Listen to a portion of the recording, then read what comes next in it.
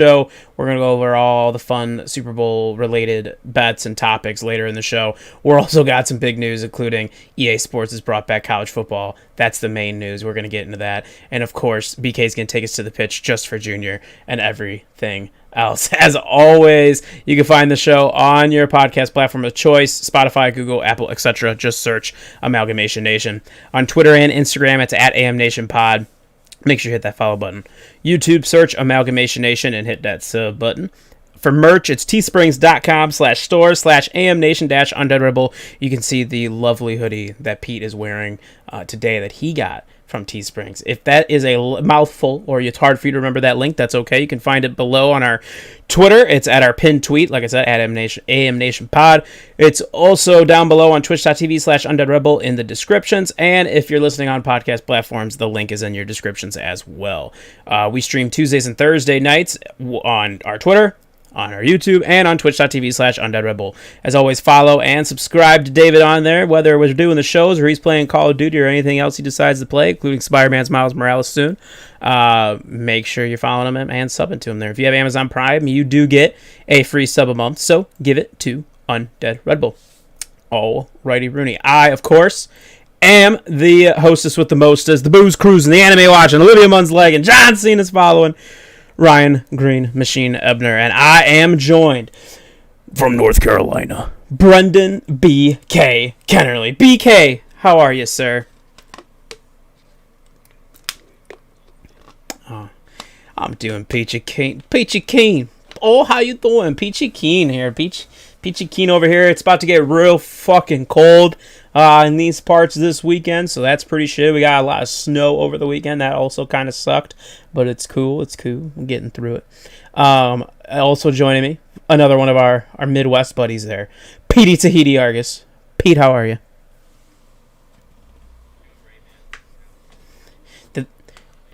Did the snow hit you guys too?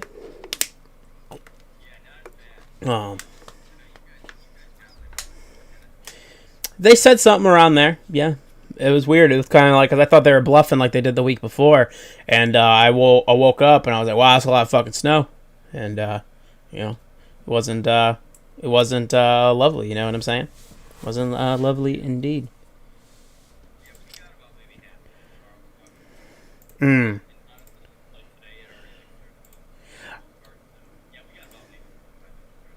Oh, that's not bad at all then. Yeah. No, all right, already. Let's see, also joining me today from Twitch.tv, Undead Red Bull. How are you, David? Pretty good. How's it going? Oh, it's doing just fine indeed. And if you're watching, you're going to notice there's another block down below. That is Guadalupe. I'm not going to do your whole name because you're not actually on the show today, Junior. You're just there to listen. So I'm not going to do the whole shtick. I got to save that for Thursday. But he's also here as listening as well. So, boom, I love it. Boom. It is a bold strategy. I was like so surprised. I was like, I didn't do that. I'm like, I don't know what that's from. You're that welcome. Wasn't me. Thank you, sir. Also, I noticed as I got to Pete, I was like, as I was finishing up Pete's intro, I was like, wow, this is weird. My OBS is only picking up my audio. And then I saw Frank's comment and I was like, that's so weird. So I changed it in between. So if you're listening on podcast services, which you are right now, I'll give you the rigmarole at the end. But you probably missed the rest of it because I didn't notice that. I changed it because my computer updated. So it is what it is. But everybody can hear everybody now. So we're good to go. Fuck it, let's rock and roll. I looked up and I was like, what's Frank mean he can't hear anybody? And then I look at the desktop audio, I'm like, wow, there's nobody talking. I'm like, I have to fix that, and I forgot about it. Okay, cool. Let's get to the main, well, it's not really the main. I mean, to some people it's the main part of the show. Today, we're at work or we're sitting at home or whatever you were doing, right? It's a mid-morning, I would say it was. And I get a picture sent to me, or we all do, by David. And it is a SportsCenter post, and it's that EA Sports has made it official. They are bringing back the college football video game. And I was like, wait a minute. So then I go online, and I just see explosion. Just all over the Twitter timeline. Just straight up explosion. It's nuts. It's insane. Everybody's hyped. I'm like texting my dad, because my dad said he would only get Madden again when they bring back college football and if they give you a way to carry it over. And he's like, I think he woke up and he like texted me. He's like, "You just made my day. It was fucking awesome." And he was just so hyped. And I think everybody was. So yes, it is official. They are changing the name to EA Sports College Football because they're not going to get the likeness and all that from the players. I'm going to read the official statement and then I'll get into everybody's thoughts on it. So this was posted today, February 2nd, 2021. Today, Electronic Arts, or EA, a worldwide leader in interactive entertainment, sports, and in the CLC, the nation's leading collegiate trademark licensing company, announced the expected return of college football to EA Sports. The partnership allows EA Sports to be the exclusive developer of simulation college football game experiences. Development of EA Sports College Football is just underway, with launch timing still to come as the project progresses in the years ahead. For 2 decades, EA Sports entertained millions of fans by recreating the unparalleled pageantry of college football. The EA Sports College Football franchise was consistent top 5 sports title in North America during its previous runs, generating tens of millions of unit sales from 2005 to 2014. In recent years, college football has been one of the most requested games from EA Sports, and today, EA is confirming plans for its official return. Quote, "We've heard from millions of passionate fans requesting the return of college football video games," said Cam Weber, EA Sports EVP and GM. "We love the energy, tradition, and pageantry of college football, and I am beyond thrilled to say we are back in development. We have a lot of really exciting work ahead of us and a great team that is eager to bring new game to players in the next couple of years. The new franchises will deliver authentic college football experiences and high-quality gameplay that fans have long loved in the college football games from EA Sports. Through this CLC partnership, the franchise will include the rights to more than 100 institutions featuring the logo, stadium, uniforms, game day traditions, and more that fans have come to know and love. While this college football game will not include student-athlete names, image, and likeness, EA is continuing to watch those developments closely." Pete, I'm going to start with you. Listen, I believe that everybody currently on this show loves the EA Sports college football games, right?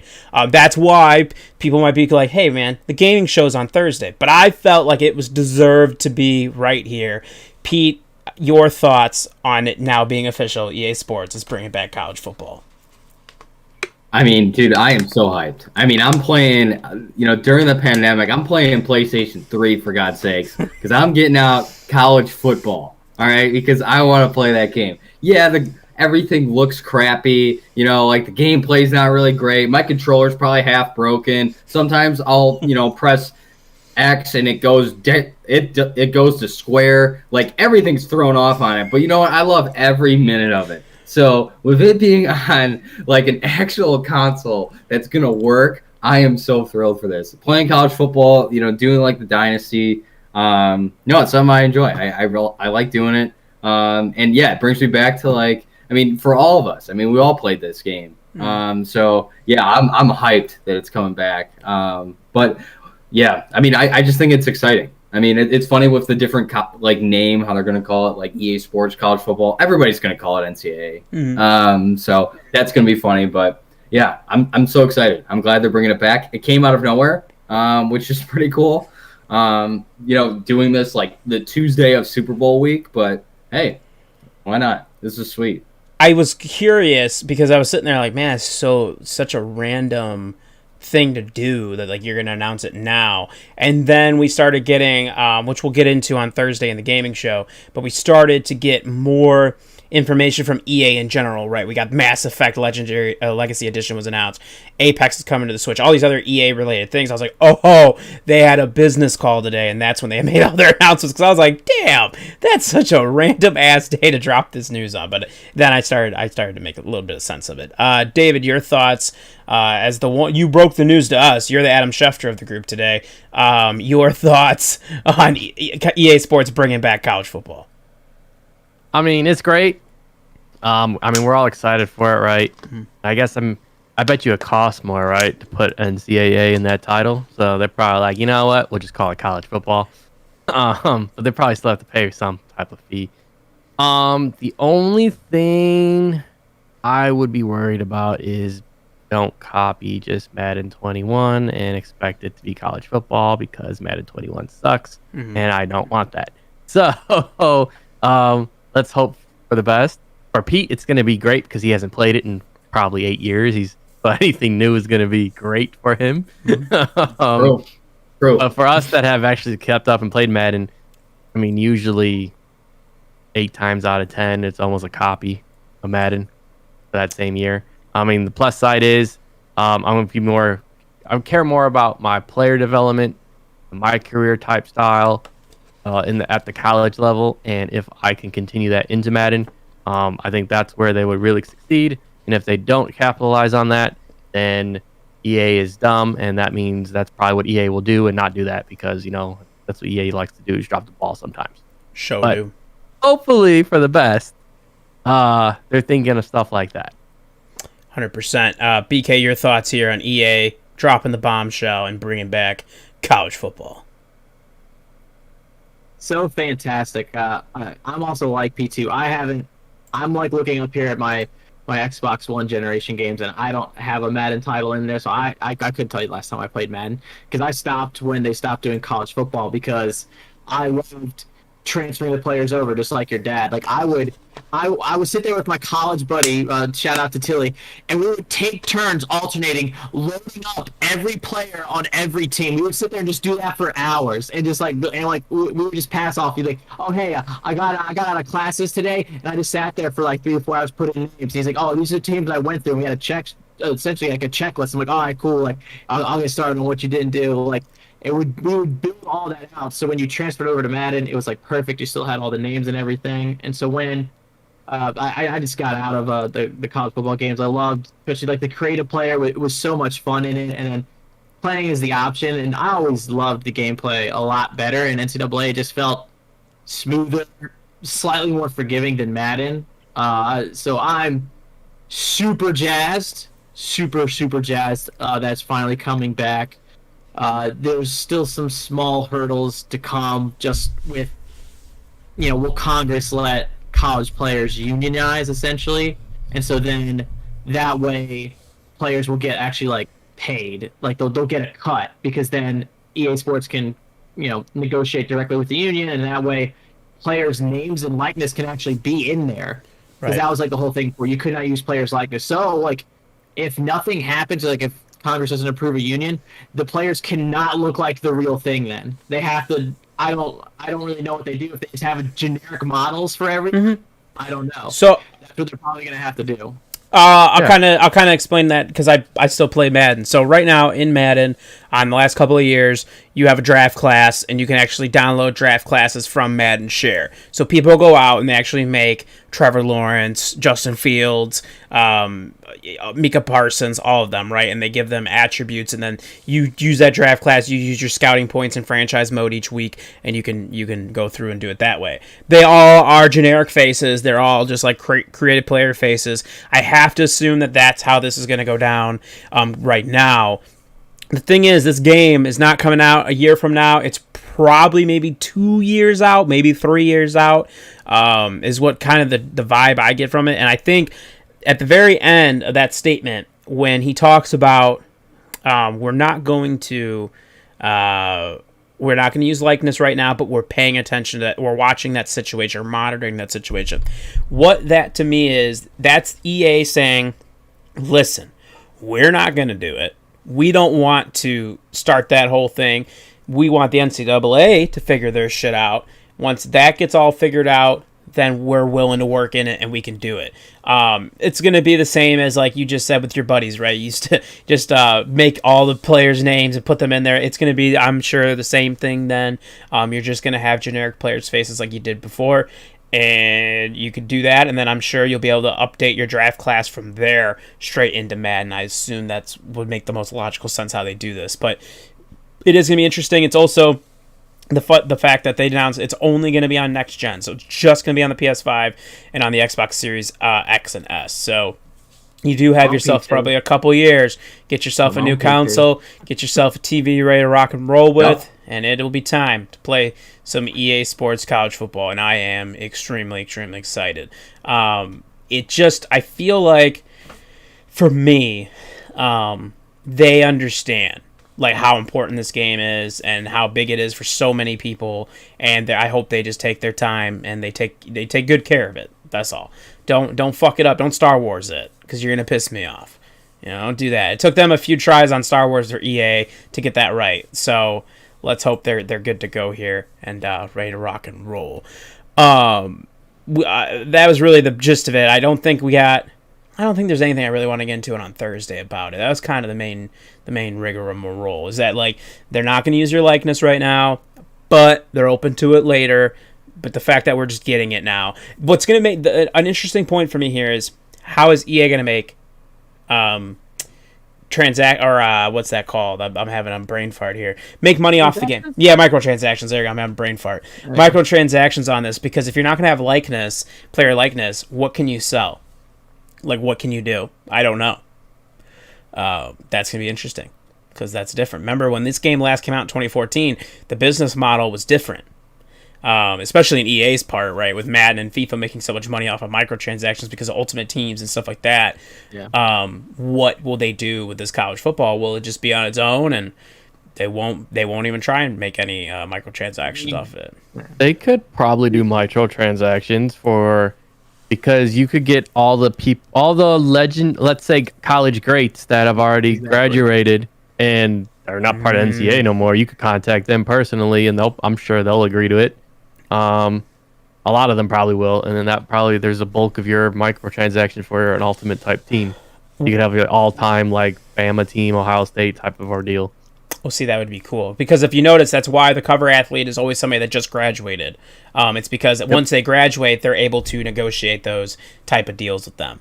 So this will be interesting to see. But as soon as I saw it, I was like, man, what a day. 2021 is wild, boys. Let's fucking go. Let's move on here, though, to the NHL. The Caps lost their first game in regulation the other night, dropping to the Bruins 5-3.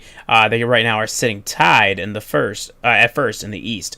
The Hawks beat the Columbus Blue Jackets the other night to break a 3-game losing streak. They're currently 6th in the Central. They have a ton of people on injured list, but DeBrincat is back tonight, I know for sure. Patrick Kane scored tonight. They're playing Carolina.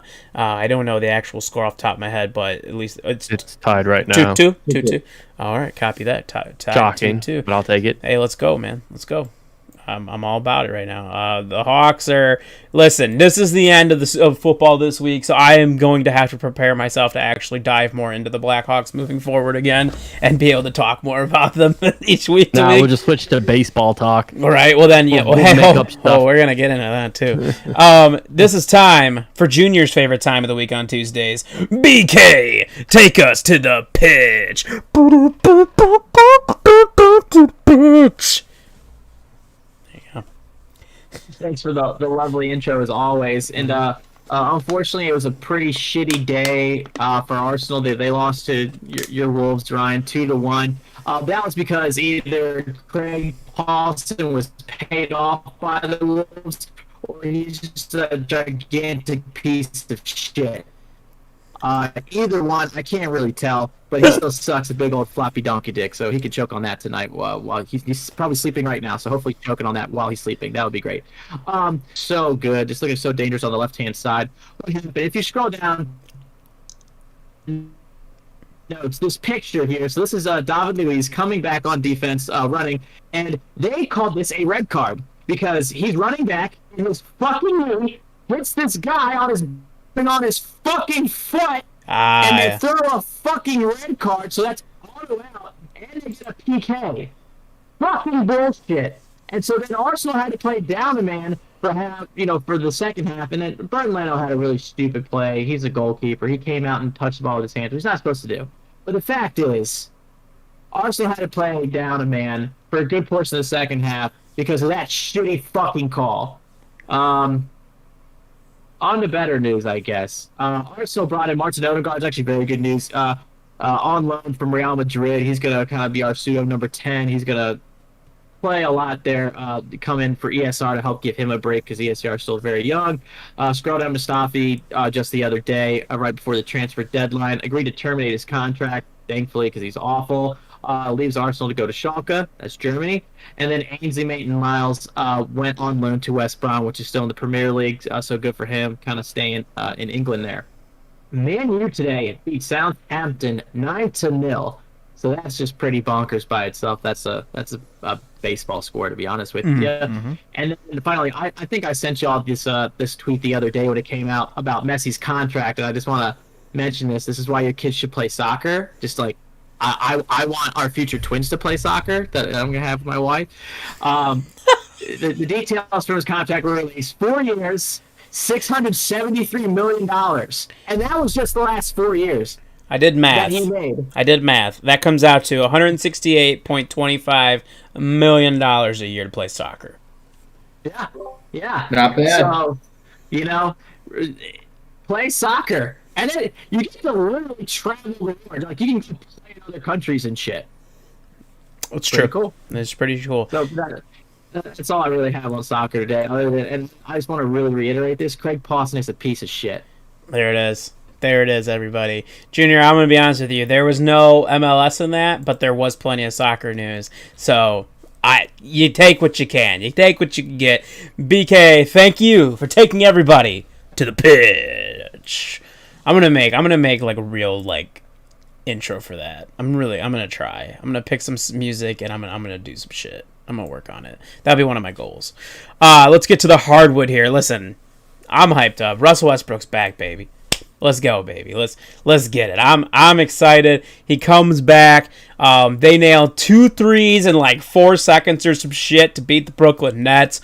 Get wrecked. I will tell you this though, real quick. I listened to this. I was driving home today, right?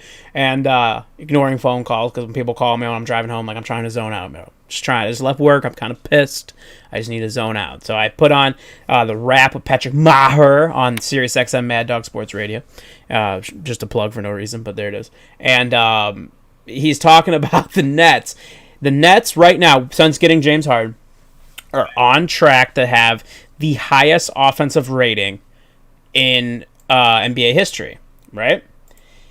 But at the same time, their defensive rating since getting Harden, if it stays on track, it could be the worst defensive rating in NBA history. So it's really crazy to see this Nets team, and it's completely opposite spectrums. Listen, when KD, Kyrie, and Harden are out there and they're on, that's one of the most deadliest offenses in the NBA, if not the deadliest offense in the NBA. But boy, their defense sucks.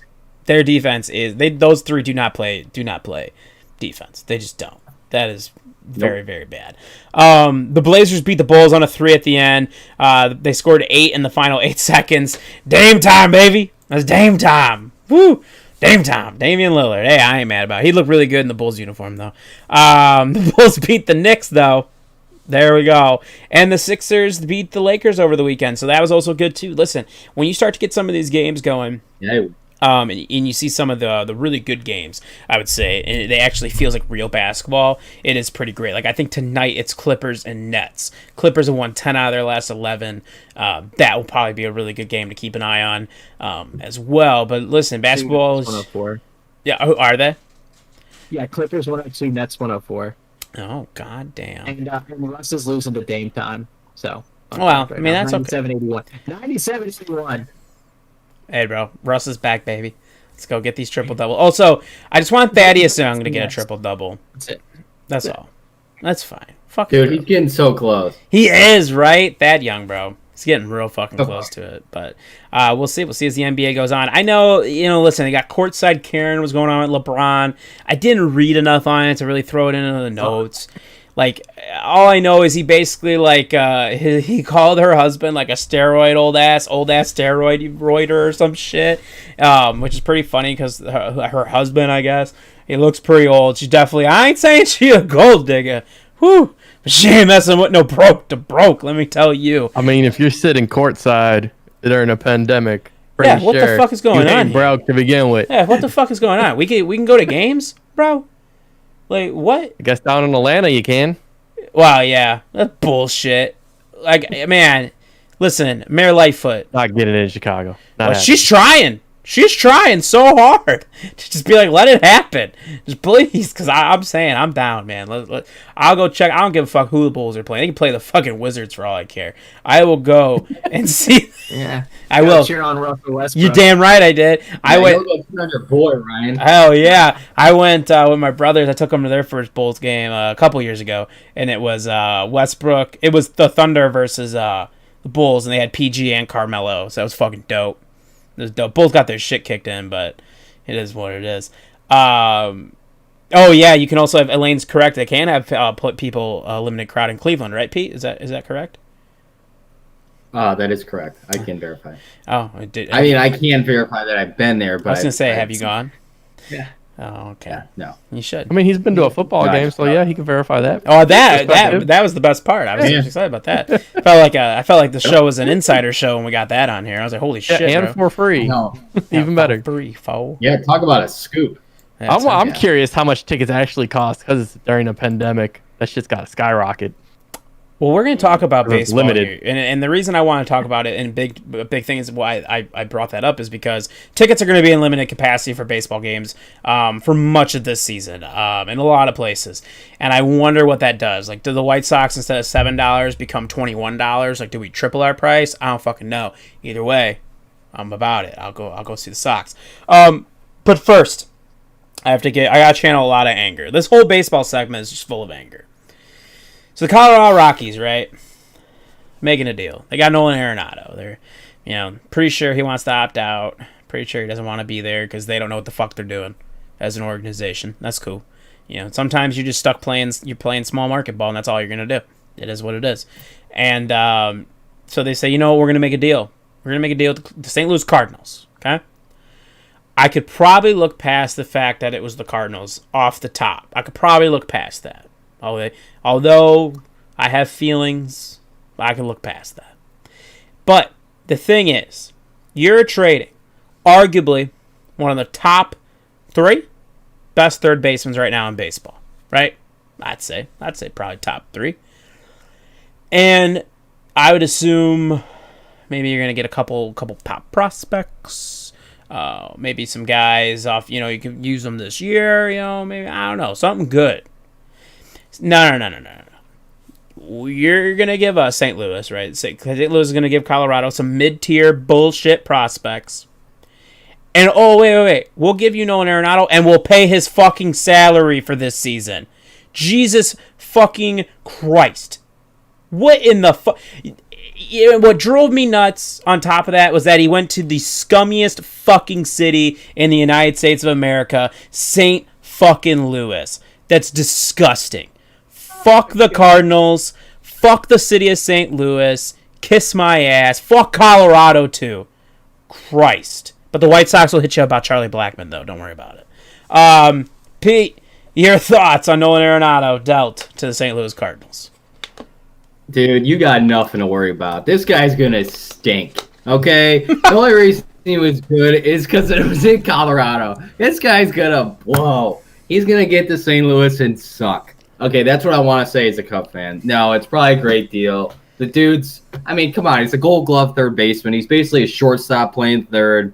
You got him. I'm looking at his deal now. The Cardinals, they have him, including this year, for 6 additional years after that. So you have 7 years of Nolan Arenado. Honestly, what the hell is Colorado doing? You talk about leverage that you have. You have so much leverage in this situation because, anybody could take Nolan Arenado. You said he's a top 3, third baseman, if not top 1 or 2. Mm-hmm.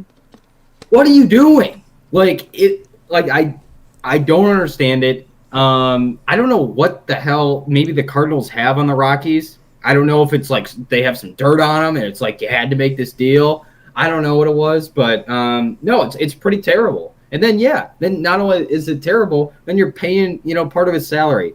And it pisses me off as a Cub fan, because it's all of a sudden, we'll probably, I don't know if we'll get into this, but we'll talk about the Cubs not signing anyone. Then we get Jock Peterson because all of a sudden the Ricketts family found some money underneath the mattress. What what is this? And it's like, and then he goes to St. Louis, for God's sakes. Like, this is a stupid, typical Cardinals guy. It's like some, class act, great baseball player. And of course he goes to St. Louis. So you know what? Fuck you, Nolan Arenado. That's right. Josh, hello. Welcome to the stream. Everybody, Josh Barlow, former host of Natty Nights, also on Tap Sports. He's over there, so make sure you check him out at Josh Barlow. Josh on Tap. There you go. On Twitter. There you go. BK, your thoughts on the Nolan Arenado to the scum city of St. Louis? I'm sorry for all of our. No, I'm not. Don't even apologize to him. Fuck him, dude. No, it's well deserved. Yeah, well deserved. They have to know. Can't even hang on to a football team, you fucking clown ass city. God. Sorry, BK, go ahead. The owner of the Rockies kind of encompasses what we all feel. He's just as frustrated. He said it. He was like, I'm a fan. I'm frustrated by this trade in the future. And yeah, like you said, his contract is expiring. It still is. So that's like the silver lining you have to hope for, is that he does not re-sign with the Cardinals. But he wanted to go there already. He said it. He's like, that's the team I wanted to play for. And I'm like, you motherfucker. I'm just trying to be optimistic. Okay. I just am. But like I said, if the Rockies owner is frustrated, I think that just says it all, honestly. If he's frustrated, that just everyone else in the league is frustrated. It blows. It honestly blows. David, Cub fan over there, your thoughts on St. Louis getting Nolan Arenado? I mean, yeah, it's a great trade for the Cardinals. Obviously, they seem to be the clear winner here if it pays off for them. But I would maybe see he probably has like that Colorado effect, right? Where every hitter is, if you're not a good hitter in Colorado, then you obviously shouldn't be in baseball. Because that's like a hitting ballpark. And then so I even looked up some stats of him. His career stats, he's a 322 hitter at home. He's a 263 hitter away. That's a big dip from playing outside of Colorado. So we'll see if that changes in St. Louis. So be interesting to see. It's a really when you're good not playing point. that atmosphere, balls don't travel that far. That's true. That's a very good point. That was a good stat, David. Good job there, because that was a good point. Gold Glove every inning's been in the league. Well, he's still gonna get a Gold Glove regardless. That's fine. Fuck him. But St. Louis. Yeah, you're gonna get the Gold Glove regardless. Yeah, you're right. Yeah, that pissed me off so bad though. When I saw that, I'm like, okay. And I didn't see the return yet on the trade, so I'm like, all right, whatever. I mean, I Probably hate St. Louis. Jack. Yeah, I was like, I hate St. Louis. Tier. Oh, it was. And then I saw the prospect. I'm like, oh, these aren't even like. Austin Gomber, third baseman Mateo Gill, and infielder Elvis Monteo, and right-hander Tony Losi. Nancy Tony Pelosi. Losi. You say Nancy Pelosi was a part of that trade? Yes. Oh. Yes. Yeah, it's your nephew. Oh, maybe he'll give me a stimmy. She's not great off speed. Oh yeah, I bet she does. Fucking A. Christ. Moving on to some shittier baseball news as well. MLB, PA, and MLB, they just can't figure it out. Like, they just don't know. And I guess, the more you read on it, I guess you're kind of more player inclined depending on what you're reading. Because basically, what the last one was, they offered 154 games, but they wanted the expanded playoffs and all that, and obviously the universal DH. But they said, okay, we'll give you 154 games. However, we are going to then pay you for a full 162. Like, that's what we'll do. Here's where it gets kind of, because at first when you see that and you take that at face value, you're like, well, what the fuck? Like, just fucking let it happen. But see, then you got to dig in a little bit. You got to dig into the CBA a little bit, which it does expire at the end of this year in December. So just keep that in mind. What it really feels like a lot to the Players Organization right now, Players Association, the MLB isn't offering anything to them that is going to match the expanded playoffs and what baseball owners are getting out of that. Okay, so with the CBA, the way this works, this is the terms of the CBA. All postseason TV revenue goes to the owners. On the flip side of that, they then in return give the players a piece of the gate revenue instead, which is obviously a much smaller slice of the whole pie when you think about it, right? Especially in a COVID year again. Like, listen, it's not going away. We don't know what's going to happen, but in-gate attendance and all that and parking and everything else is going to still be lower. I would be shocked if at any point this season baseball has full attendance. I would be absolutely shocked. I think you'll get some, you'll get some, but you're not going to get nearly the number. So in the players' defense, they're looking at this going, we're not going to get shit. You guys are going to get all this money from the expanded playoffs. We're not going to get shit. And to the players' point, like, we're already way too deep into the off season for this. It's already February. A lot of players already have begun their are at the end of their training regimen. They're getting ready for spring training. You just don't want to do that. They don't want to push this back. Baseball owners trying to use, I think, COVID as an excuse here, and also players are looking at it as well. If they continue to say yes to this expanded playoffs, it's just going to make it more natural, and they don't want it. Until they get some more of that TV money, they don't want it. Pete, your thoughts here on the disconnect between the players and the owners?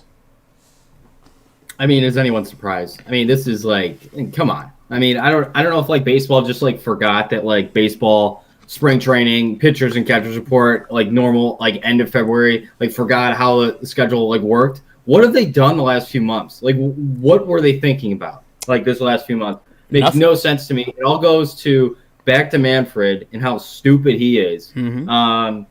It doesn't make sense. It seems like we're almost at the same stage that we were at last summer when MLB was trying to figure out what the heck they wanted to do. It is, and it's like this game of chicken that the MLB and MLBPA have because of like what you said with the CBA expiring. Because nobody wants to give anything little right now because in contract negotiations they're going to leverage that for basically for next fall coming up. That's what it's really come down to. It looks terrible because you look at all the other leagues. The other leagues could figure this out. And I understand from baseball's perspective, you got more games. The gate revenue obviously is a bigger proponent of baseball. I get that. I 100% understand that. But, like, we can't think of, like, other ways that the MLB can figure this out, revenue-wise. Like, I get it. But, yeah, it doesn't make sense to me. Why they can never figure anything out. And like the 154 to 162, we're talking 8 baseball games. That's like a week. Just for that proposal. Like, what the hell's the big difference? Like, I just don't understand that aspect of it. And if you do expand the playoffs, like how they did last year, like I understood it with the shortened season. Personally, I didn't like it, from that standpoint. But I don't know. I mean, I just want baseball to just figure it out. Like, why can't we just, like, have some actual people that are smart in there and kick Manfred out and let's just move on? Like, come on. It's the same story. I will remember doing it here on this show in the summer, doing it on Natty Nights in the summer, where it felt like every show, when we got to baseball, it was just repeatedly bashing baseball management and the mismanagement of the situations as we go on both sides, but specifically with the owners and Rob Manfred. To Pete, your point, what have they been doing for the last few months? What is going on? Not spending money either. And a lot of teams aren't doing that, and that's another big thing too of why they don't want this. The Players Association doesn't want this expanded playoffs is because it's going to then deter teams from spending money. In their opinion, that they believe, well, then you're not going to see as many teams try to spend money to compete. They'll go about it a different way because you'll be able to you could do less and still get in. Is really the point of it. BK, your thoughts on the disconnect here between the owners and the Players Association, which been there for forever now. I think you called it back, like you said, like in the summer. It might have been on one of the like long ones we just did, where it's like just you and me, like super like late at night, where you're like, oh yeah, like watch out because they're not gonna be able to come to a head on this, and that's when we were still in that long delay when baseball was just kind of indefinitely, and it was like, oh man, that's depressing to think about. And we're already kind of back in that situation again, and a lot of it's Manfred and. Like what the hell is Tony Clark doing? Like, I feel like maybe the counter proposals aren't there. I don't really know. It's just frustrating that we're just going through all this again. But I guess like we shouldn't be I guess we should almost be numb to it by now because we just went through this like a year ago. This is happening again, so like we should not expect any different. Fool me once, shame on you. Fool me twice, shame on me. 100%. David, round out your thoughts here on baseball. I mean, it looks like we're just gonna get a regular start of the season. I don't know if we're gonna get the regular start of the season. I would like to. I think we're gonna have an issue again with it like last time. Mm-hmm. It's gonna be delayed, and they're not gonna have an agreement, and we're gonna get games cut short again, and we're gonna run into the same. We're gonna just repeat again of what happened last year. So if they can't come to an agreement this month, then that means everything gets delayed by a month. Because they still have to have spring training, unless they cut spring training in half. Well, the biggest thing here, the big difference between this season and last season is this season, everything's already set. They've already set it. See, the owners were coming to this late and trying to change it up at the last second. The players are like, no. We've already agreed to this. This is what we're at. So that's what's making this so weird, is that the owners are coming to it late wanting to make changes. So, I mean, it is what it is, so we'll see how it goes. I guess I don't know. I mean, in all reality, how much is the extra postseason revenue going to be versus, I don't even know how much the owners actually get. That'd be some statistic stack that I like to look into. And then, yeah, I guess that's not fair. I guess from the player perspective, from gate revenue, because obviously there's not going to be no gate revenue, right? If any, because then you still got to pay for stands, crew, and maintenance of the stadium and all that has probably come out of some type of gate revenue. Overall, I don't know, just a shit show like normal, nothing new. Baseball. Yeah, baseball is a complete shit show again. As we get ready to head into the baseball season, we will see. Spring training is right around the corner, so we'll see what happens, especially because we talked about last week, Maricopa, whatever the fuck it is. Maricopa. There it is, Maricopa. Dan's not here, man. I couldn't figure it out. County has had a spike recently. Had a spike in COVID cases, so they were trying to like halt spring training started. And to Frank's point, what if we're allowed to get into the games by the playoffs? Okay, well, yeah, I mean, then that's different. But I think where the players looking at things now, it just doesn't seem realistic that we'll get to a point where enough people are going to be able to get into the games where they're actually going to make some money on that. And they don't even get all the in-gate revenue; they just get a piece of the in-gate revenue. So, the baseball players, like their agreement with the MLB is so much different than, let's say, the NBA, right? Where the NBA, boy, their players get a huge cut of all their money, and they orchestrate that CBA extremely well. Whereas the players' union here and the MLB owners, it's not nearly as well. It's pretty shitty, to be honest.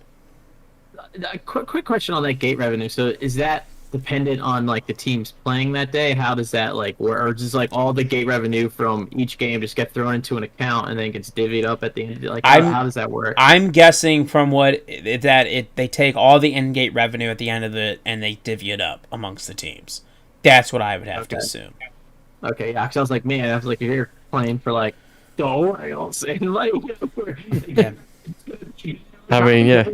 It's like, so yeah, that double sucks. That doesn't seem very fair. They'll be like, yeah, I'm gonna go play in like New York or Chicago, like somewhere where it's like it sells out all the time. If I get an extra piece of a pie, Yep. Depends where you play in Chicago. Let me tell you that.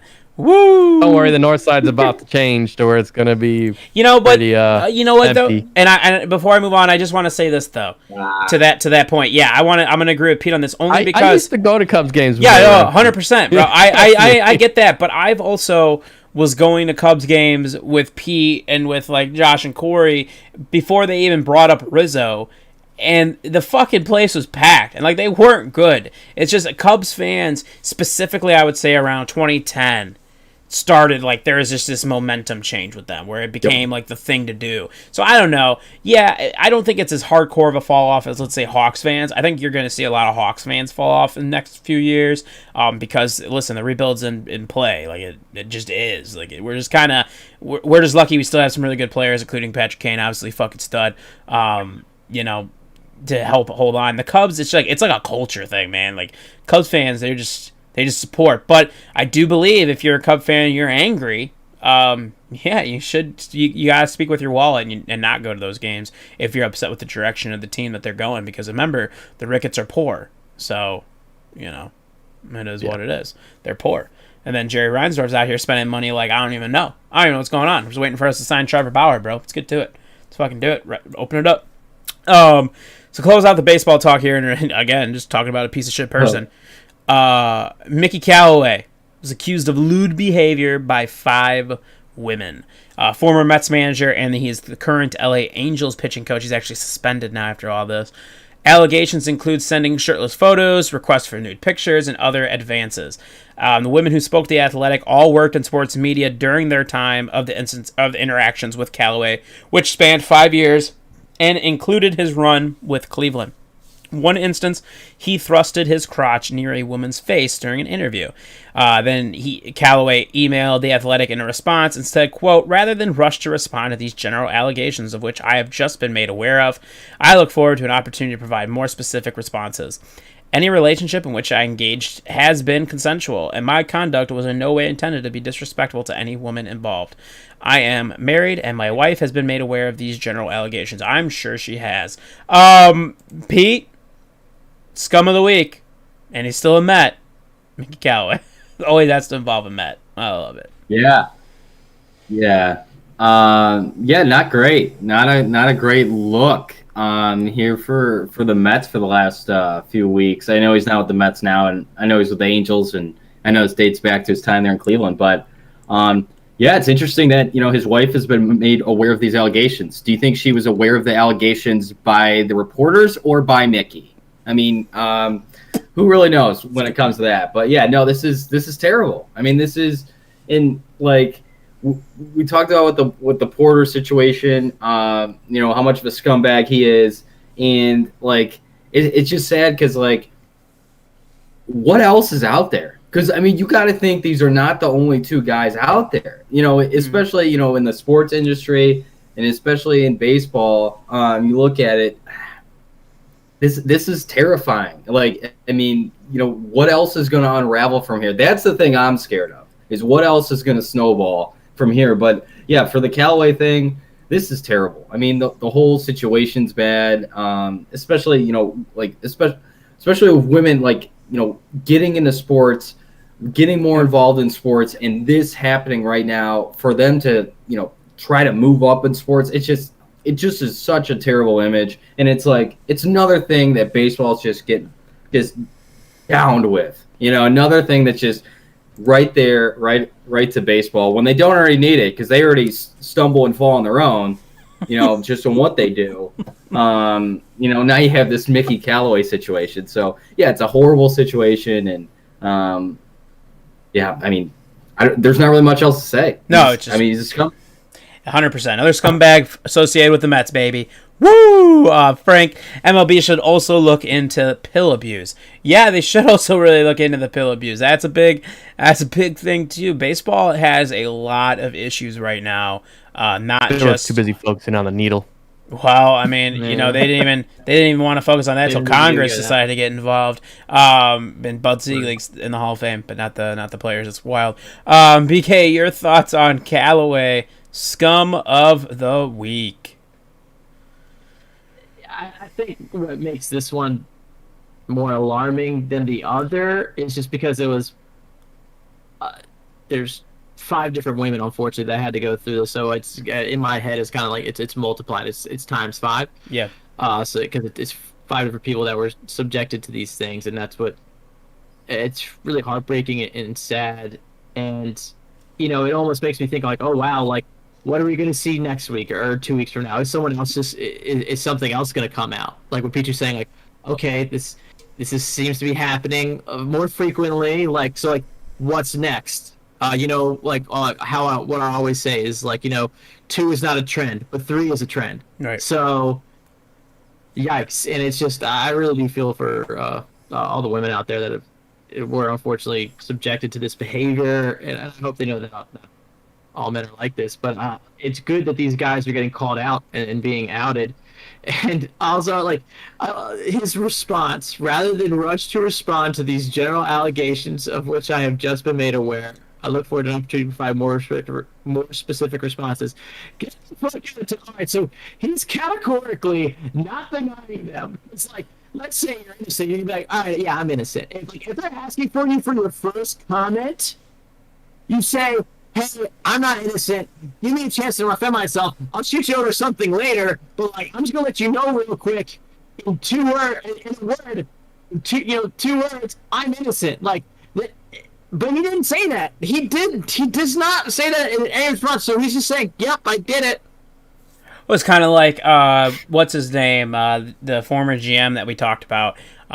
His response is like, "Oh, she was cool with it." It's like, no, she wasn't. So it's pretty gross. And then it's just it's a really bad situation in general. But like to your point, BK, it's good to see these guys getting outed and being taken out. Then that's exactly what needs to happen.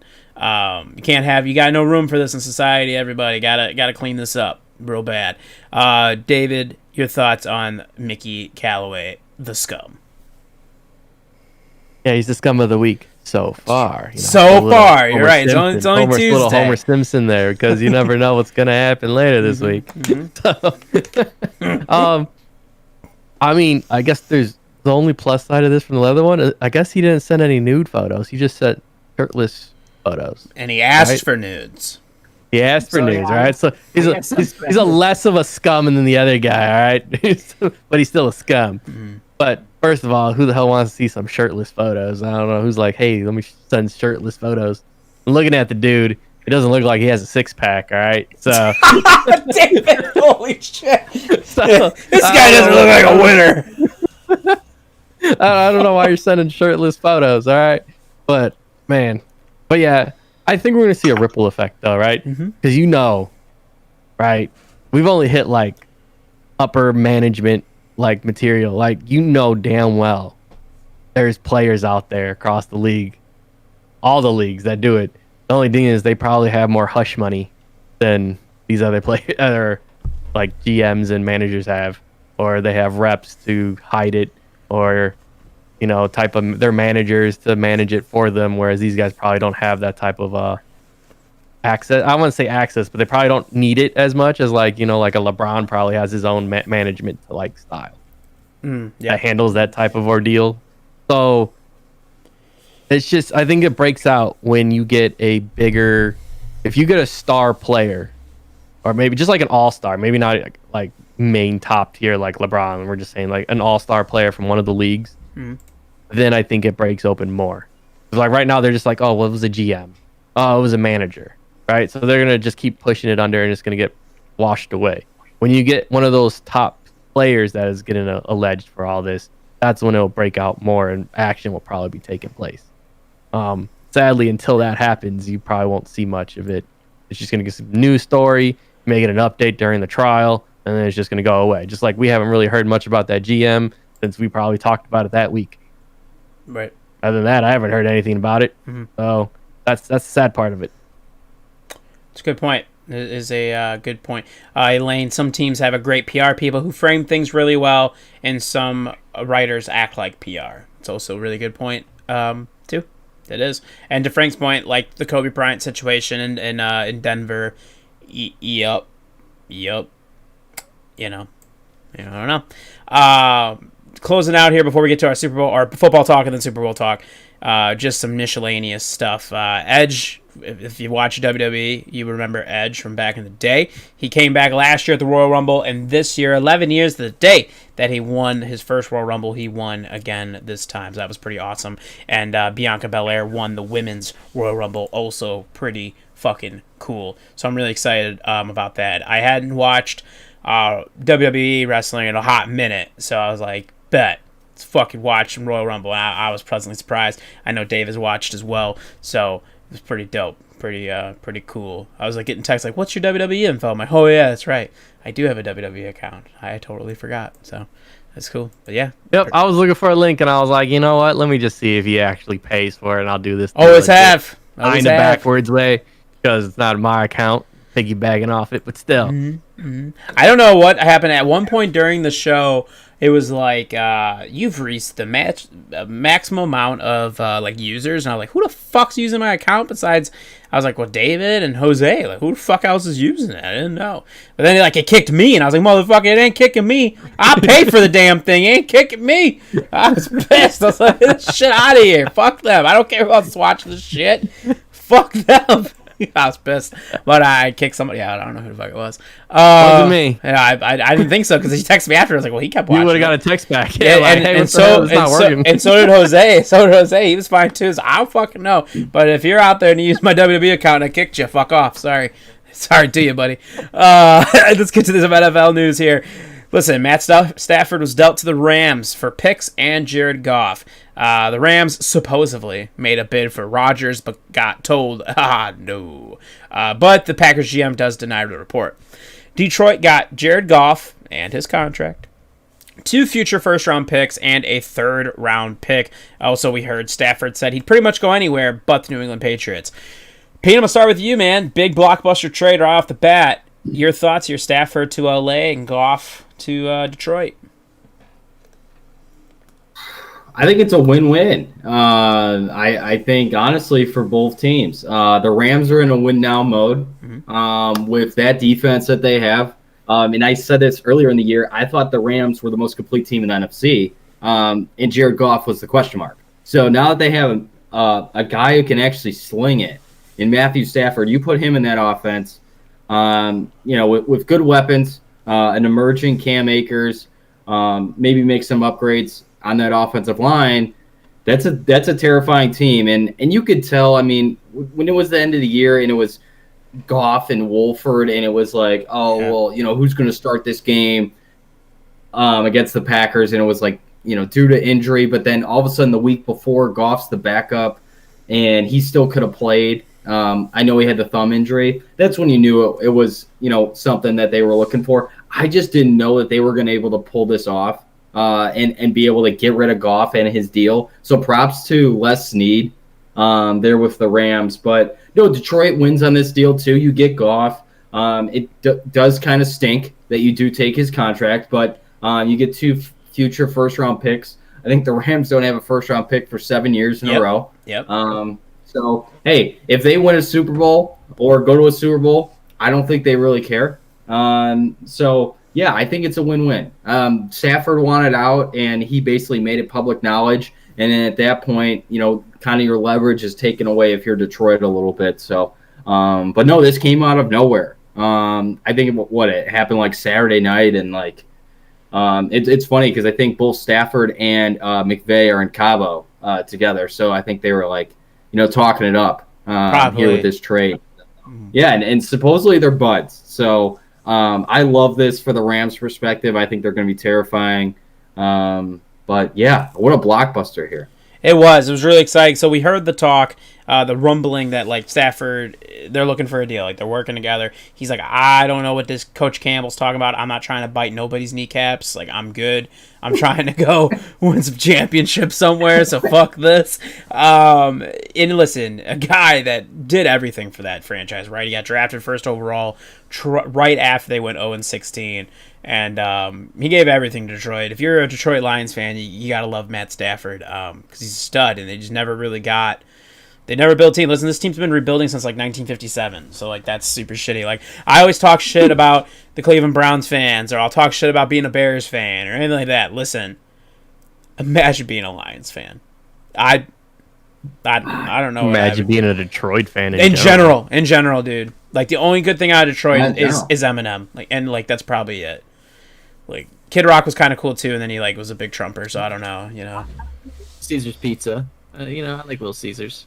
My brothers would really appreciate you, BK, for that. They'd really appreciate you for that. Your thoughts though, not on Little Caesar's Pizza, but on the Stafford trade here with the Lions and the Rams. I want to say Tigers. I'm like, that's not right. I was like, that's not it. Rams are really selling out. Like, in my opinion, like I think P2 even went one step too far. Like, if you make a Super Bowl, great, but like you make this trade to like win it all. So if they do not win a Super Bowl, I think that comes across as it complete and utter failure because McVay technically did make a Super Bowl with Goff. So if he can't win one with Stafford, like what's going on? What's going on? Like, come on now. And I saw a great take. I can't remember who it was by, but they were saying the reason there were 2 future first-round picks and a third-round pick there is because the Lions had to take Goff's contract. That's why the asking price was so high. And if you think about it, makes a lot of sense. So that's why the whole Watson trade now. I remember like after seeing this, I was like, well, this Watson trade is just nuts. And also, real quick, shout out to like what Peachy said to Les Snead.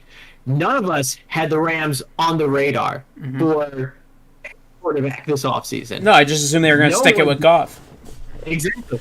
No one saw this coming, so shout out to them for getting something done. But like I said, if they do not win a Super Bowl, in my mind, this goes down as a complete and utter failure. Like I'm sorry because you make this trade only to win the Super Bowl. If you do not, you failed.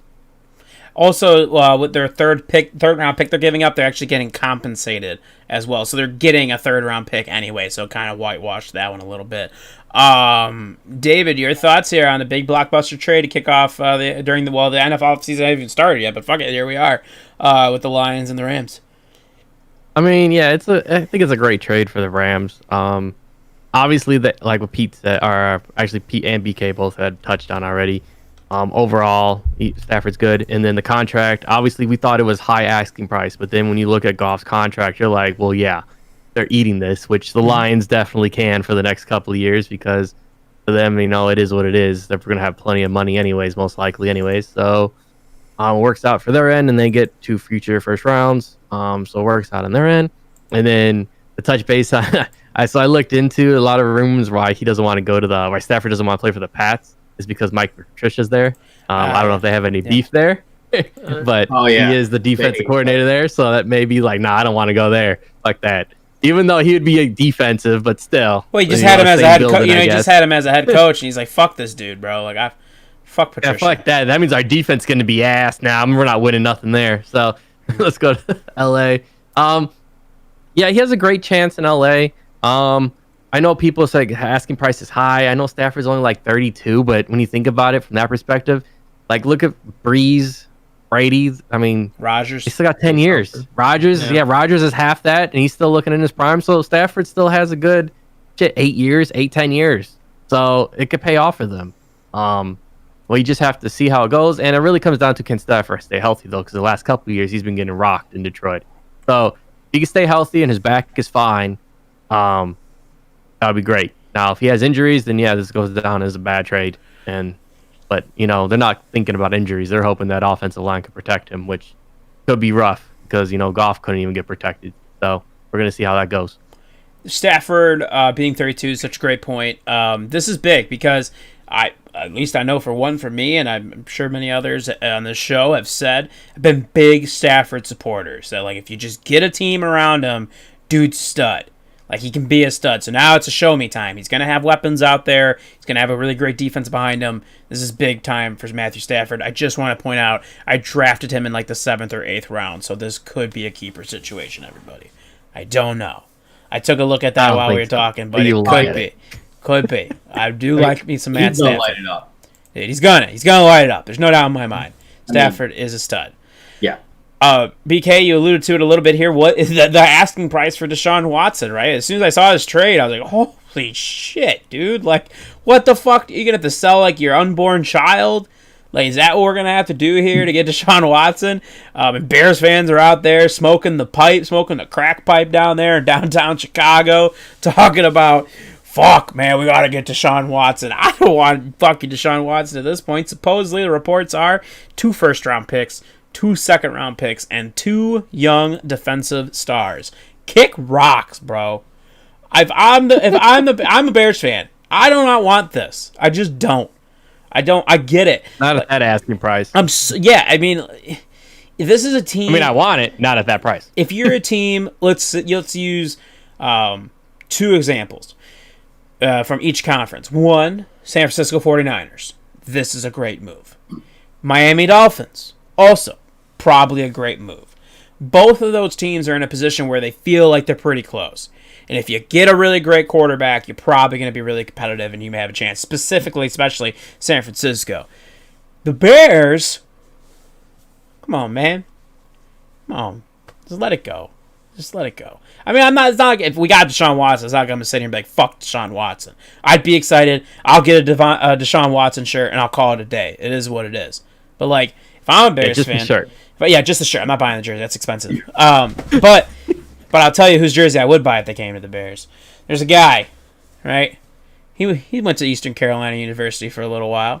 Then he went to Washington State. He's got a fucking kick-ass mullet on his Instagram.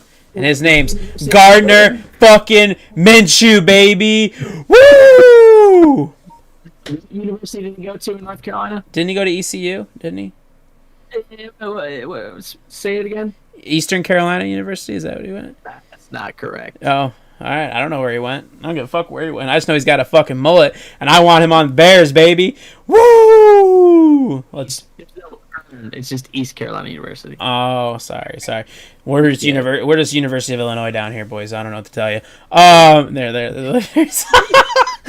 Your thoughts, PK, though, on the asking price of Deshaun Watson? I think Bill O'Brien is actually still roaming around the hallways of the Texans facility, just drunk and just throwing out random things, influencing the GM, just because this doesn't make any fucking sense. Like, I'm sorry. Like, 2 first-rounders, 2 second-rounders, 2 young defensive stars. In my opinion, if you're the 49ers or Dolphins, you still don't fucking do it. Like, that's way too high of an asking price. Way too high. Like, nah, go like old school, like Raider style, like trade your head coach or something. Like, goodness gracious, like this is just nuts to me. Like, no, he'll go for much less. Like, what gets me there is the 2 young defensive stars. So you have to, because if you're going in on Watson, you're assuming that you're not going to have picks for a few years. So your team really has to be on the cusp. Is your team still on the cusp of winning it all if you give up 2 young defensive stars? I don't think so. Like, unless your team is just super loaded in depth. Like, this analogous here to the NBA with what the Nets did with Harden is when they gave up Jared Allen, they gave up the rim protector there, what you talked about. With the defense, yeah, the offensive ratings through the roof. Defensive ratings literally through the floor. It's cratered completely. And that's what they did that trade, and we'll see how it works out. But it's too 50-50, and at least in my opinion, like, defense matters more in the NFL than it does in the NBA. So that's like the part for me. The 2 young defensive stars, like, I feel like they're also just doing that because they're like, well, JJ wants to leave, so we need someone on defense, and just like acting like a 2-year-old, stomping their feet. Absolutely ridiculous. They're gonna fuck this up. Pete, your thoughts here on the asking price for Mr. Watson? I mean, the asking price should be high. They should not trade him. Yeah. He is what you look for. Like, he is a once 10, 15-year franchise-changing quarterback. The dude's 25 years old. If you're the Texans, you do not trade him. Like, you figure it out.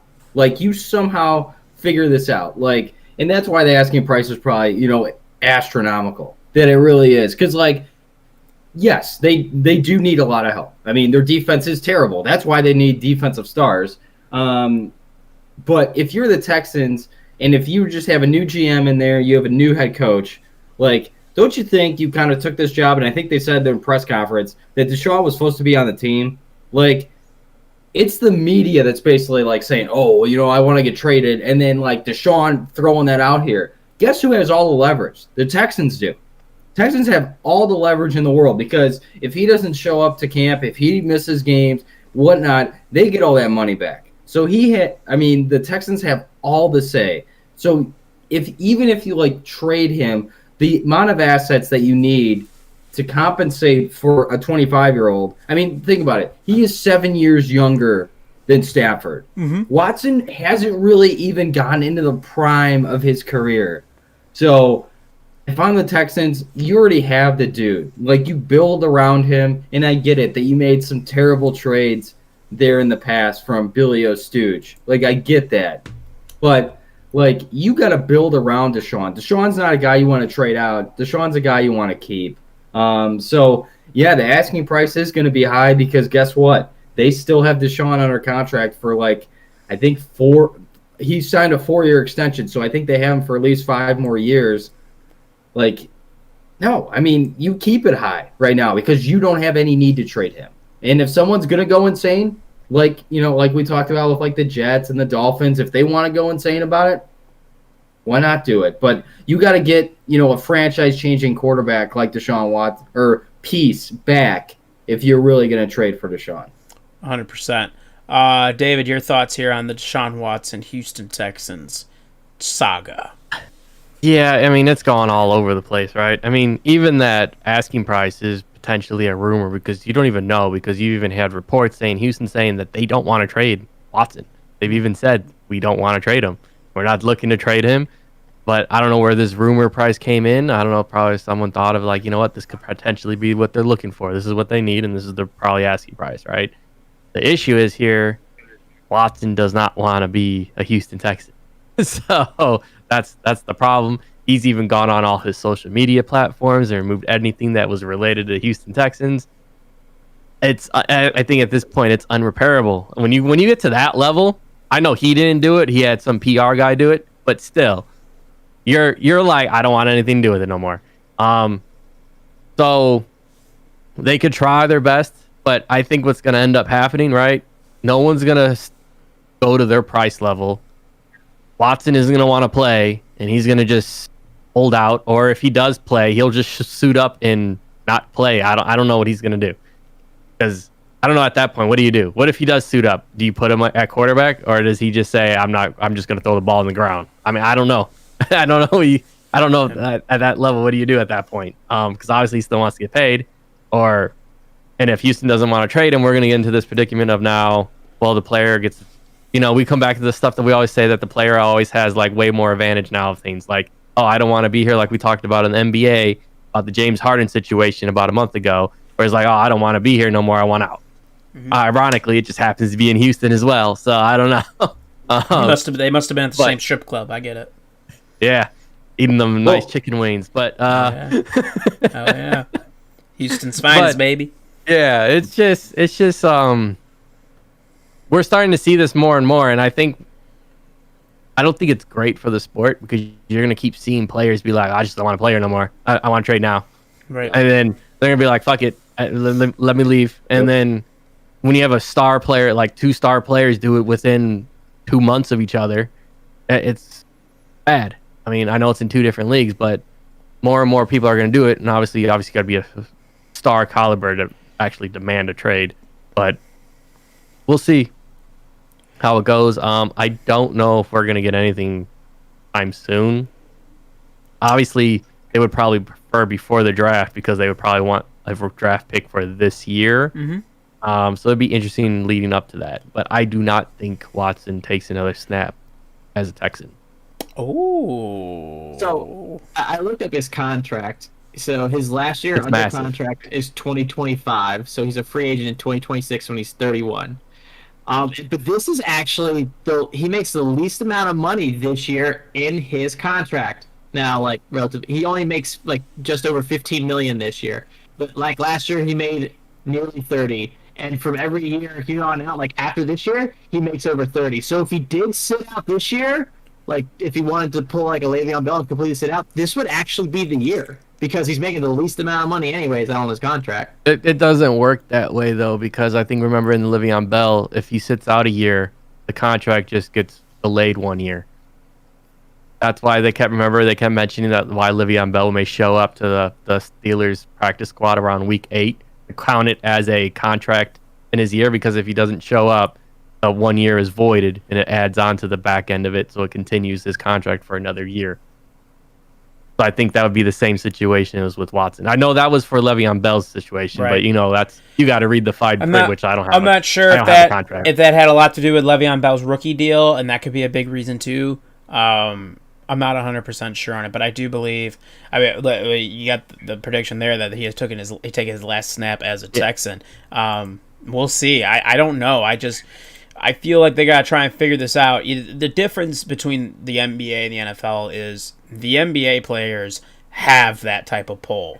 Whereas the NFL players we've seen over times, it's like you could sit out and fuck you. I mean, we saw it with Le'Veon Bell. You've seen it. I mean, Calvin Johnson just straight up didn't want to play anymore. He's like, fuck it, I'm retiring. Andrew Luck, like, fuck it, I'm retiring. I mean, things like that. And that's kind of where they're at. Deshaun Watson could sit here and demand a trade. To Pete's point, the Texans still have all the leverage. And we'll see what they want to do. And then now if they decide they do want to trade him, and then Deshaun's got a little bit more say because Deshaun has a no trade clause. So then he kind of has to just dictate where he wants to go. So we'll see. We'll see how it's going. I don't think we're gonna hear anything anytime soon. But we will see. Also, just to touch upon this real quick, Derek Carr could be on the trading block. I don't know. Some of the writers in Vegas are talking about Derek Carr might be in the market too. Listen, we're just all trading quarterbacks. Unless you're like Tampa, Kansas City, the Chargers, Green Bay, and like a few other teams, you're probably going to have a different quarterback next year. Yeah, I've heard I've seen some rumors with Oakland trading Carr, their first round draft picks, try to get Watson. They did some mock for that. Some crazy stuff. Some rumors last year going about that too. That Gruden wasn't necessarily thrilled. I heard his development. Heard a lot of talk he was going to be a Bear. Yeah. It didn't happen. So. Yeah, it is. There's a talk that they may trade both their quarterbacks to try to get something going. Fuck it, dude. Fuck it. They got Mariota as well. Jesus, my I don't understand where these guys are going to go. I mean, goodness. Yeah, that's the thing. I don't know, but I'm ready. I'm ready for as soon as the Super Bowl ends because it's going to get a little wild out here. Also, the Eagles head coach, if you saw the clip, he's a fucking bum. I don't even know. I don't understand. My God, if I'm Carson Wentz and Jalen Hurts, neither of them, I don't want to be there. That's fucking awful. This is just terrible. We're going to have a smart playbook. We're going to limit our play calling. It's going to be simple, easy. It's going to be, it's going to be smart.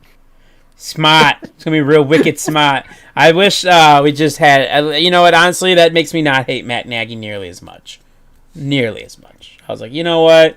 That bald visor wearing motherfucker, you ain't that bad, I guess. At least he knows how to speak. You mean? Yeah, he can speak, bro. He can motivate you. I'll tell you that. I'll give you that. So that's cool too. So I just want to point out here, this is the final week of our picks. Where we stand right now. In last, Dan the Freakster Frigo at 52. Ahead of him, BK with 54.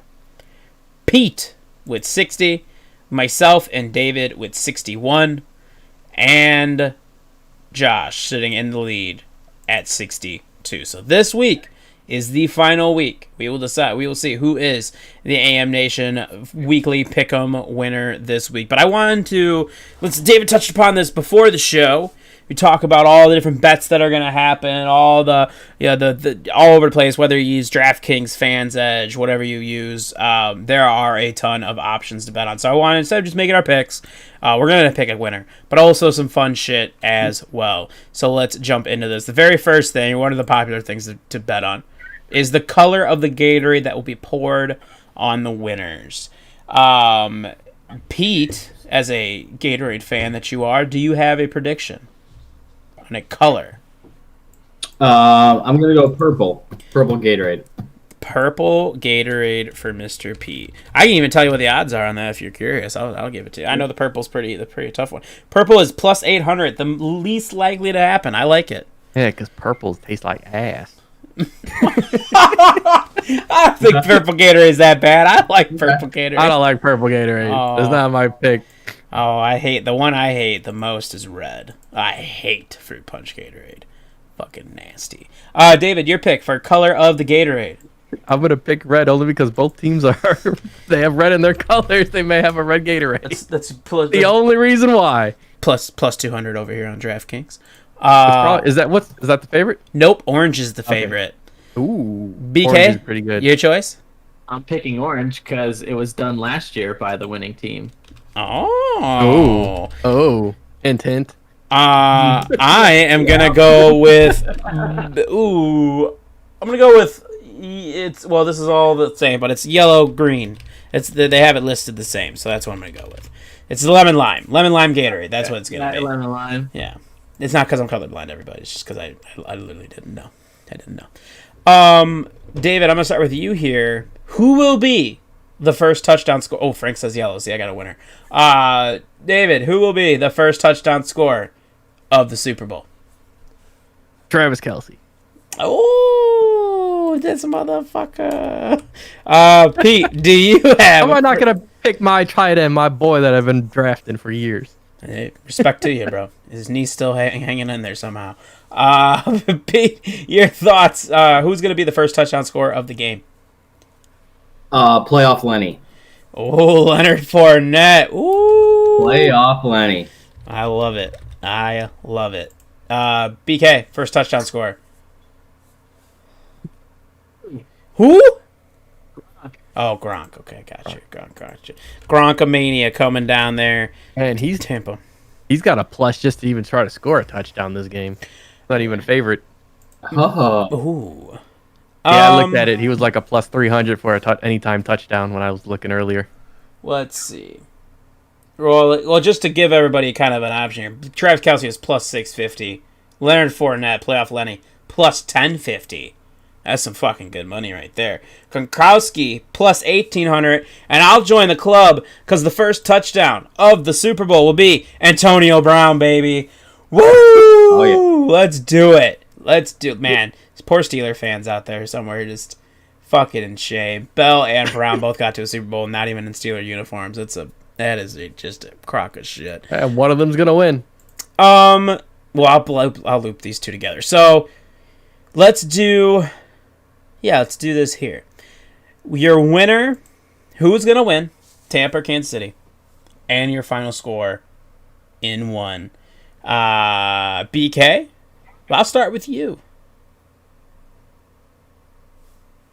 You're muted, by the way, BK. Oh yeah, you're muted. There you go. Gotcha. Yeah, sorry, my dog was trying to throw up over there, so I was telling him to sit down and hey, do it in the corner. Don't do it right here. That's what he's doing. Was it Bruno? Because he's got bad acid reflux, and so he gets Tums 1 to 2 times a day with some peanut butter. So, but you have to sit him down because it's physics. You got to slide. You got to make sure everything comes back down. Because when he does it, he's laying down or he's like his head's like off the couch a little bit, so everything's already sliding that way. It's already coming that way, so he has to sit down, or I'll just hold him up. It's physics. Oh, physics, baby. Woo! Oh shit. Oh man. Kansas City Chefs to win, as I alluded to earlier with my orange Gatorade pick. I'm picking the Kansas City Chefs. The MVP is I put ketchup on my steak, Patrick Mahomes. I haven't thought about the final score. Can you come back to me on that one, please? I sure will. Pete, your predictions here. I'm going 31-27 Chiefs, and MVP will be David's boy, Travis Kelce. Ooh. Fun fact, Travis Kelce, big Chicago Wolves guy. All right, Chicago Wolves guy. So shout out to the Chicago Wolves. Shout out to Elaine for writing for the Chicago Wolves, covering them, pretty dope as well. And shout out to Travis Kelce. So I like the pick. David, your picks. I was supposed to go the opposite of whatever you go with, but I'm gonna go the Chiefs. Hopefully you're not going the Chiefs, because if you are, we're both going the same. But yeah, I'm going with the Chiefs, unless you change your mind, and then maybe I'll go Tampa. What will your final score be, sir? Let's go 38-20. No, let's go 38-33. We do something weird. No. I wonder if that's But one of those that's not even ones. picked. Like, you can't even select that as an option in the game. I was gonna say that's pretty wild. All right, 38-33 Chiefs. And who is your Super Bowl MVP, David? I wanted to do Kelce, but let's switch it up. We already got Mahomes and Kelce. Let's go with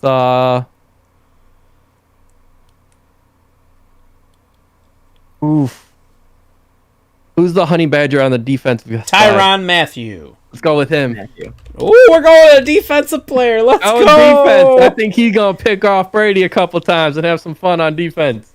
Maybe they'll swing that way. Probably not, but you never know. Gotta be. I bet you that's a high plus for an MVP pick. I bet it is. I don't even know if he's on the list, but damn. BK, do you have a final score before I go? 35-28. All right. He's going with the Chiefs there to pull this one off 35-28. So we're agreeing with that it's going to be over. I think That's what it looks everybody's like with so the far. over. I'm going to do it. I'm going to go Tampa Bay to win the Super Bowl. Respect. Tom Brady is going to get number 7 down there in Tampa. They have not won since the last time they were there in 2002. They are at home. I understand the cannons aren't going to fire off, but there's still something about being able to, you don't have to stay anywhere. You just kind of get to chill at home. The locker rooms are you're more comfortable with. I don't know, man. I just feel like two weeks ago when we sat down and we talked about it after the Packers lost and like this anger that everybody had because we're seeing Brady versus Mahomes. But at the same time, I think we should be really excited to see this. This is such a great matchup we're getting. You're getting the GOAT, one of the GOATs, Tom Brady, versus the young the future GOAT and Patrick Mahomes, it looks like, albeit if everything stays the way it is. So I'm going to go with the Tampa Bay Buccaneers. I'm going to go final score 42-35 Tampa Bay. And my MVP is going to be... I'm going to go with Mike Evans as the MVP. I'm going to go with Mike Evans as the MVP. Real quick here before we wrap this up, I do want to get at least a little bit of why you're going with your selection. So, Pete, why are you going with the Chiefs here to beat the Bucs? I just don't think they have an answer for Travis Kelce. Mm-hmm. I am very worried from the Chiefs' perspective with Eric Fisher being out. Mm-hmm. And I think that pass rush is going to be able to get Mahomes for a few sacks. But I just think there's too many weapons on Kansas City. And I think with Andy Reid having 2 weeks to prepare, I feel like that's going to be huge. The Bucs, to me, I feel like it goes back to the NFC Championship. I think the Packers did beat themselves, and I just feel like, even when the Bucs beat the Saints, it's like Breeze couldn't really throw past 15 yards, and then they play Washington with Taylor Heineke. So I just feel like the Chiefs are a whole new animal, and I think there's going to be a couple plays that I think Chris Jones is going to blow up there and make a few big plays, and I think that'll be enough for the Chiefs to take this home. Also, the main reason I'm picking the Chiefs is because I did pick the Chiefs at the beginning of the year, so I had to keep it going. You sure do. I'm proud of you on that one. BK, why are you going with the Chiefs? Like what Peach said with Kelce, but then also just the Bucs do have speed, but just Mecole Hardman and Tyreek Hill are just, they're so freaking fast. It's just insane. And then also, this is actually almost a pseudo revenge game for Andy Reid, Patrick Mahomes, because the last time they went up against Brady in a playoff scenario, they lost in the 2019 AFC Championship game. So this is a revenge game for him. So that's why I'm picking them Chiefs. David, you're also going with Chiefs. Why? I just think their offense is overpowering, and Bucs, I mean, yeah, they have a nice defensive front, but when Tyreek Hill could get 20 yards in less than 2 seconds, I mean, good luck. So that's going to be rough. The only thing is, I think there is going to be some rain potentially for the Super Bowl, which will suck and actually probably benefit Tampa Bay a lot. And if it does, then that means it's going to change all my predictions on my score, because it's probably going to be fucking wet, and that's going to suck. Wet. I have a question, if any of you guys know. The last time it rained in the Super Bowl, was it Miami? Colts and Bears? Was it? I think so, because a lot of them been in dome. Seems about right. I want to say that's it.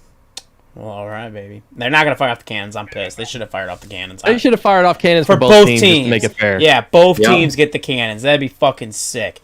I bet you if Tampa wasn't in there, they would have fired the cannons off for both teams. But because they're there, they probably said nope. David, fun fact: WrestleMania is at Raymond James Stadium this year. I bet they fire off the cannons then.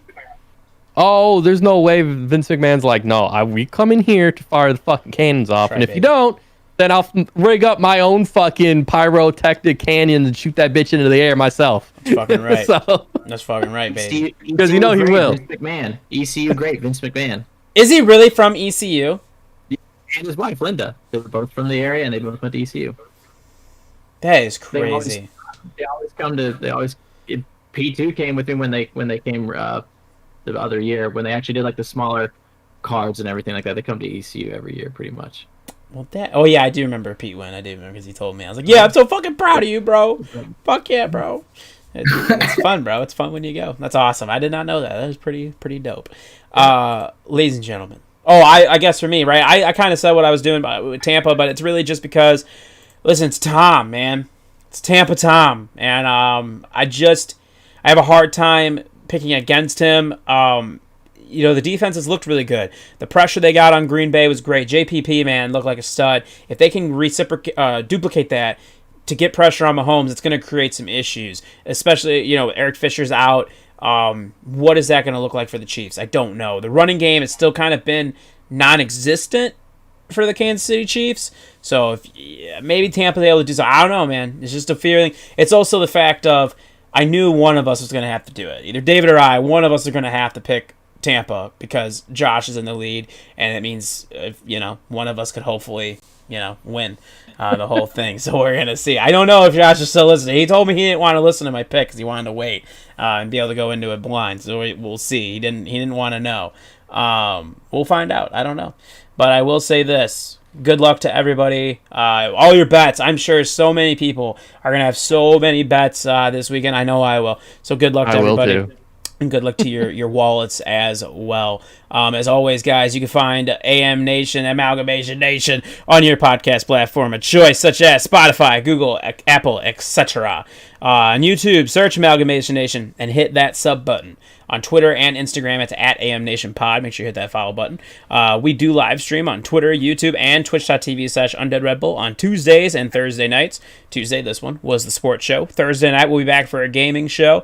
As always, the merch, it's teespring.com/store/amnation-Undead Red Bull. You can find that on our pinned tweet on Twitter, down below in the Twitch descriptions, or down below in the podcast episode description as well. Everybody, I hope you all have a great weekend. Enjoy your Super Bowl. Be safe.